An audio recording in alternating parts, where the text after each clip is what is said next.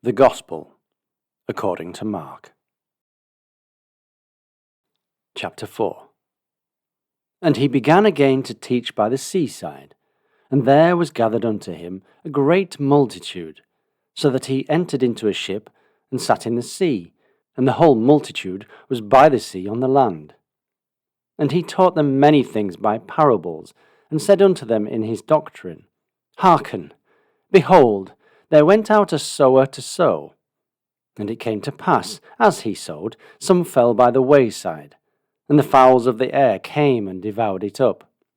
And some fell on stony ground, where it had not much earth, and immediately it sprang up, because it had no depth of earth.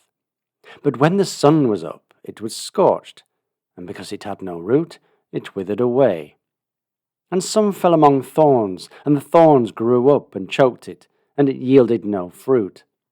And other fell on good ground, and did yield fruit that sprang up and increased, and brought forth some 30, and some 60, and some 100.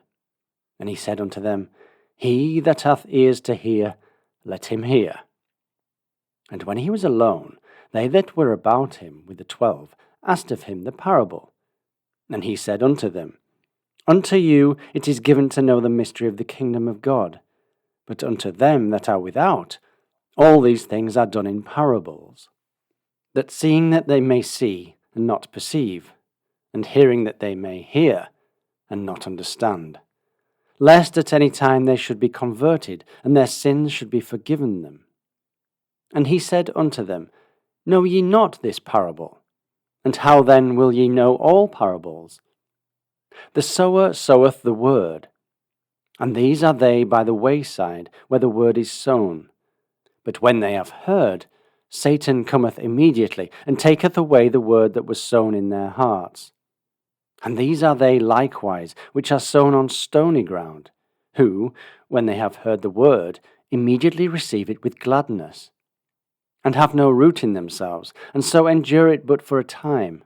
Afterward, when affliction or persecution ariseth for the word's sake, immediately they are offended.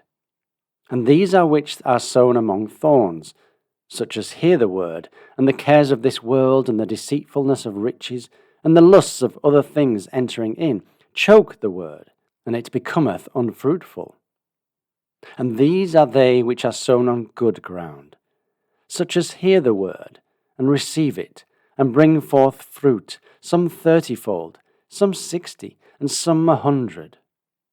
And he said unto them, Is a candle brought to be put under a bushel, or under a bed, and not to be set on a candlestick? For there is nothing hid which shall not be manifested, neither was anything kept secret that it should come abroad. If any man have ears to hear, let him hear. And he said unto them, Take heed what ye hear. With what measure ye mete, it shall be measured to you, and unto you that hear shall more be given. For he that hath, to him shall be given, and he that hath not, from him shall be taken even that which he hath. And he said, So is the kingdom of God, as if a man should cast seed into the ground, and should sleep and rise night and day, and the seed should spring and grow up, he knoweth not how. For the earth bringeth forth fruit of herself, first the blade, then the ear, after that the full corn in the ear. But when the fruit is brought forth, immediately he putteth in the sickle, because the harvest is come. And he said, Whereunto shall we liken the kingdom of God? Or with what comparison shall we compare it? It is like a grain of mustard seed, which, when it is sown in the earth, is less than all the seeds that be in the earth. But when it is sown, it groweth up, and becometh greater than all the herbs, and shooteth out great branches, so that the fowls of the air may lodge under the shadow of it. And with many such parables spake he the word unto them, as they were able to hear it. But without a parable spake he not unto them. And when they were alone, he expounded all things to his disciples. And the same day, when the even was come, he saith unto them, Let us pass over unto the other side. And when they had sent away the multitude, They took him even as he was in the ship, and there were also with him other little ships. And there arose a great storm of wind, and the waves beat into the ship, so that it was now full. And he was in the hinder part of the ship, asleep on a pillow. And they awake him, and say unto him, Master, carest thou not that we perish? And he arose, and rebuked the wind, and said unto the sea, Peace, be still. And the wind ceased, and there was a great calm. And he said unto them, Why are ye so fearful? How is it that ye have no faith?